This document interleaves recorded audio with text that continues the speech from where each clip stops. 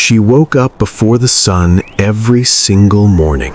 Not because she wanted to, not because she had dreams waiting for her, but because if the water wasn't fetched before Mama Chioma woke up, she would pay for it, with her hands, with her knees, with whatever was close enough to swing. Her name was Adeze, and in that house, their house, she was not a child. She was not a niece. She was not even a person. She was a pair of hands, broken hands, attached to a broken leg that nobody thought was worth fixing. But here is what nobody in that compound knew. Here is what even Adeze herself had no idea about. She was holding something. Something that powerful men had been searching for over 20 years. And the moment the wrong people figured out she had it, everything changed. Stay with me.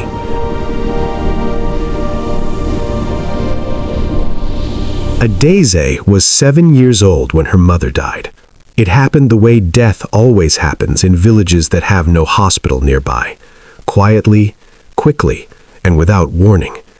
One evening her mother had a fever. By morning, she was gone.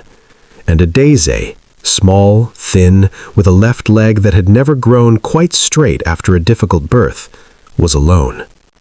Now, in a different kind of family, this would have been the moment someone stepped forward. An uncle, a grandmother, a neighbor who remembered what it meant to be human. But the only person who came was Mama Chioma, her mother's older sister, a woman with a large compound, a big voice, and a heart the size of a dried-up well. Mama Chioma made it sound like kindness. She told the village elders, "I will take the child. She is family. My sister's daughter is my daughter." People clapped. They called her a good woman. They did not see what happened behind closed doors. Inside that compound, Adeze learned her place fast. She slept in the kitchen, not a room, the kitchen, on a thin mat that smelled of yesterday's pepper soup. She woke at 4:30 a.m. to fetch water from the borehole 3 streets away. She swept, she cooked, she washed, she scrubbed. And because of her leg, because she limped, because she sometimes stumbled, because she could not run like the other children, Mama Chioma's 3 children made a sport of laughing at her. They called her Ngwo, the lame one. They hid her crutch when she wasn't looking. They told visitors she was just a house girl, not family, just someone they were helping. And Adeze, she believed it. That is the most heartbreaking part. She genuinely believed she was lucky to be there, that she had nothing and no one, and these people, despite everything, had given her a roof.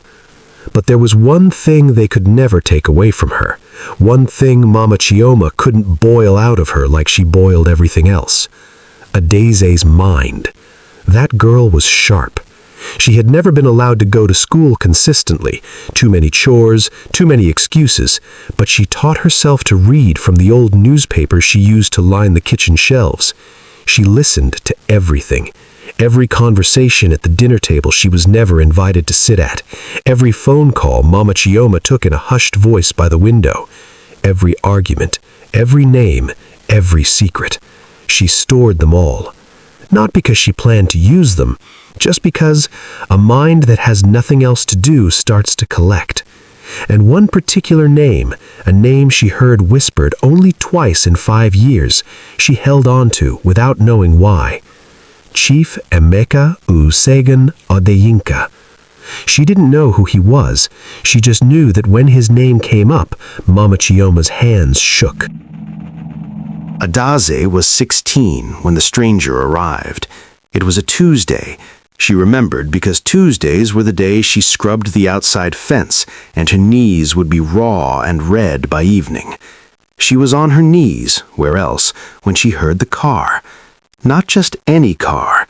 A black SUV with tinted windows and tires so clean they looked like they'd never touched African soil. A man stepped out. He was maybe 60, well-dressed, not in the flashy way of men who wanted you to know they had money, but in the quiet, deliberate way of men who had so much money they no longer needed to announce it. He stood at the gate and looked at the compound like he was reading it, like it was telling him something. His eyes swept past the flowers, past the peeling paint on the wall, and landed on Adaze. She looked away quickly. Strangers made her nervous. Strangers asking questions made Mama Chioma angry. But the man didn't move. He said, quietly, like he wasn't sure he should be saying it at all, "Does a girl named Adaze live here?" She froze. Nobody came looking for her. Nobody. She had no one. She almost said no, almost protected herself the way she'd learned to, by disappearing, by becoming invisible, by making herself small enough that nobody noticed her. But something in the way he said her name, like it was precious, like it cost him something to say it out loud. She stood up slowly, wiped her hands on her wrapper, and said, "I am Adaze." The man looked at her for a long time, and then this big, wealthy, powerful-looking man, his eyes filled with tears. He said, "I've been looking for you for 9 years." Mama Chioma came out of the house before Adaze could speak another word, and the moment she saw the man at the gate, every drop of blood left her face. Because she knew him. She had always known this day might come.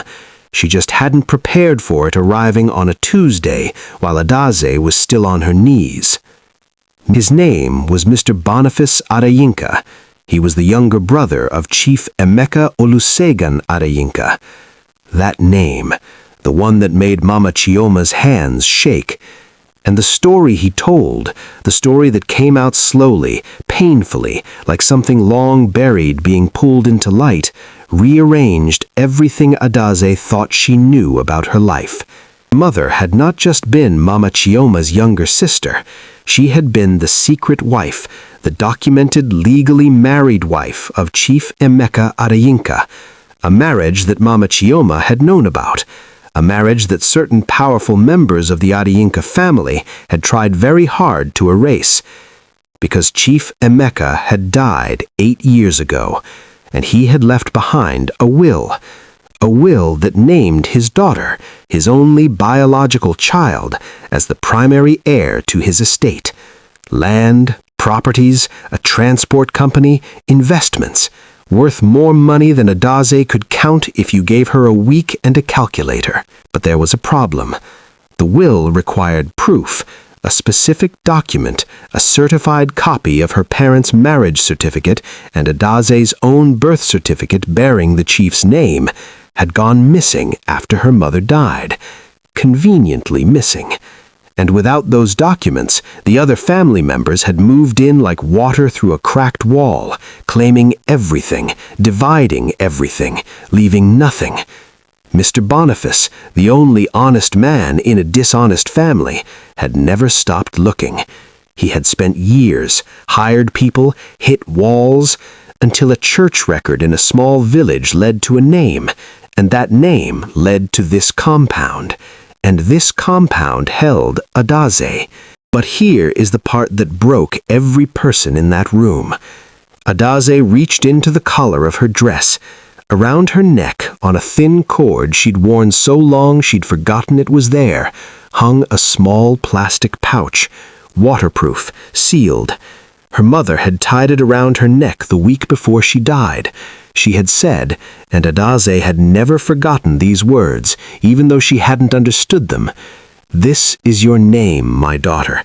Whatever happens to me, don't ever lose your name." Adaze had never opened it. She was afraid to. It felt like opening it meant accepting that her mother was truly gone. So she had worn it. For 9 years, through every morning of fetching water, every night on the kitchen mat, every time she was called Ngwo and made to feel like nothing, she had worn her name around her neck. She opened it now. Inside, 2 documents, folded small, worn at the edges, but intact. A marriage certificate and a birth certificate. Adaze Chidinma Adeyinka. Her full name, her real name, the one nobody had ever called her. What happened next moved quickly. Mr. Boniface took those documents. Lawyers got involved, courts got involved, and the family members who had spent years enjoying what didn't belong to them suddenly found themselves looking at a 16-year-old girl with a limp and an iron spine, and realizing she was not going to go away. Mama Chioma tried to explain herself. She said she hadn't known, that she was only protecting the child, but the documents told a different story. Letters, evidence, a woman who had known exactly who Adeyeze was and had chosen to make her scrub floors instead. I won't tell you justice was perfect, because it never is. I won't tell you the legal process was fast, because in this life, for people like Adeyeze, nothing was ever fast. But I will tell you this. 18 months after that black SUV pulled up to the gate, Adeyeze Chidinma Adeyinka walked into a courtroom, not limping quietly, not making herself small. She walked in with her head up and her name on her lips, and she walked out as the recognized heir to her father's estate. She got her surgery too, the one her leg had needed for years, the one no one had ever thought worth paying for. She walks differently now. Taller, straighter, not because of the surgery, but because of what she knows. The music softens to almost nothing. She enrolled in university the following year. She studies law. She says she wants to find the other Adeyezes, the ones still on kitchen mats, the ones still wearing their names around their necks without knowing what's inside. There is something I want to leave with you today. Adeyeze's mother didn't leave her money. She didn't leave her land or a house or a powerful last name. She left her a document in a little plastic pouch. She left her identity, and for 9 years, while the world treated that girl like she was nothing, she was carrying everything and didn't even know it. Sometimes the most valuable thing about you is the thing you've been carrying so long you've forgotten it's there. Your story, your history, your name. Don't let anyone make you small enough to forget what you're holding. If this story moved you, if it reminded you of someone or of yourself, please share it. Not for the numbers, but because somewhere, right now, there is a girl on a kitchen mat who needs to know that her story doesn't end there. Like this video, subscribe if you're new here, and drop in the comments what part of Adeyeze's story hit you the hardest. I read every single one. End card.